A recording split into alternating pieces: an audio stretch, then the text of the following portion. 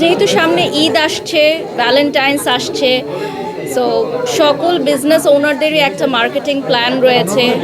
যেহেতু বিগত কিছুদিনে আপনারা জানেন কোভিড সিচুয়েশন, দেন দেশের সার্বিক পরিস্থিতির কারণে বিজনেস একটু ডাউন ছিল।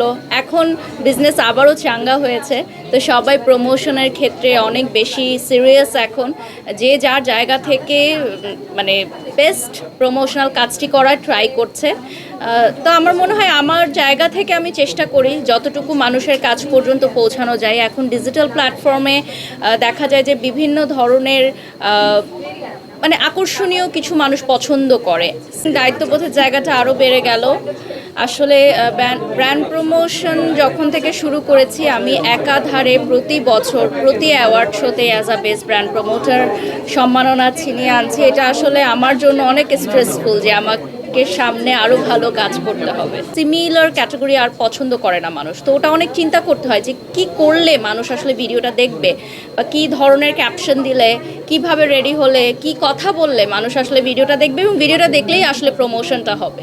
এটা আসলে খুবই দুঃখজনক, কারণ একটা মেয়ের জীবনে তার হাজব্যান্ডটি থাকে বিয়ের পর একদম একদম পিলার হয়ে। তো আমি মনে করি যে উনি অনেক ভালো মনের একজন মানুষ, পাশাপাশি উনি অনেক পরিশ্রমী একজন মানুষ। এই শোক উনি কাটিয়ে উঠবেন এবং ওনার কাছ থেকে আসলে অনেক মেয়েরা শিখে ইন্সপায়ার্ড হয়। আমারও অনেক কিছু শেখার হয় ওনার কাছ থেকে। উনি অনেক হার্ড ওয়ার্ক করে। সো আমার মনে হয় যে উনি ওনার পরিবার নিয়ে ভালো থাকুক, সুস্থ থাকুক। প্রথমত আসলে টিম হয়ে কখনোই কোথাও কাজ করা যায় না। টিম আসলে একটা ভুল কথা। যখন যেই ব্যবসায়িক প্রতিষ্ঠান যাদের প্রমোশন কাজের জন্য যাকে চায় তাকেই নেয়।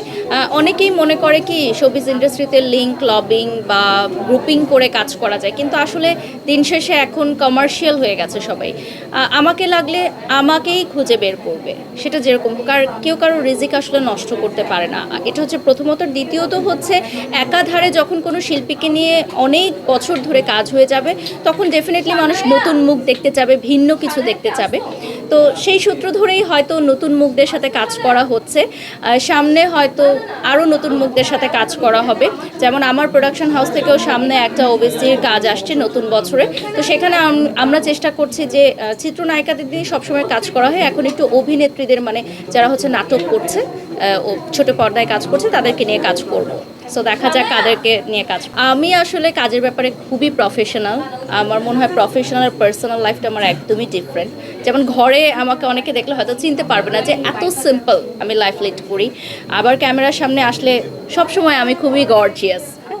তো আমার কাছে মনে হয় যে প্রত্যেকটা শুটিংয়ের পিছনেই অনেক গল্প থাকে।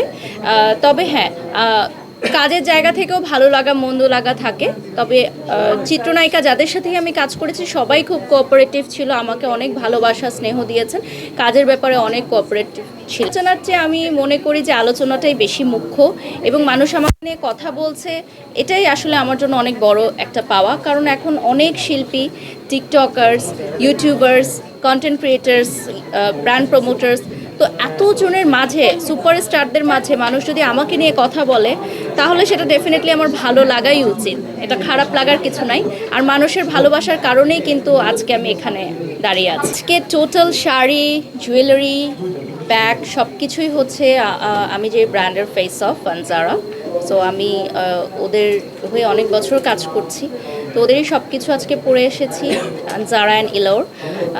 আসলে ব্র্যান্ড উল্লেখ করব না, আমার মনে হয় যে এক একটা প্রোগ্রামে এক এক ধরনের থাকে। যেমন আজকে একটু উইন্টার, সো আমি এই জন্য একটু স্লিভলেস, একটু শাড়ি লুকটা নিলাম, যেহেতু ওয়েস্টার্ন লুক অনেক নেওয়া হয়েছে। আর আমার মনে হয় আমার দর্শকরা শাড়ি অনেক পছন্দ করে। তো কমেন্ট সেকশনে দেখি অনেক সময় যে শাড়ি পরলে অনেক ভালো লাগে আপু আপনাকে, তো শাড়ি পরার রিকোয়েস্ট ছিল, তো এই জন্য ভাবলাম নতুন বছরে সবাইকে শাড়ি পরে একটা সারপ্রাইজ দেই। দ্যাটস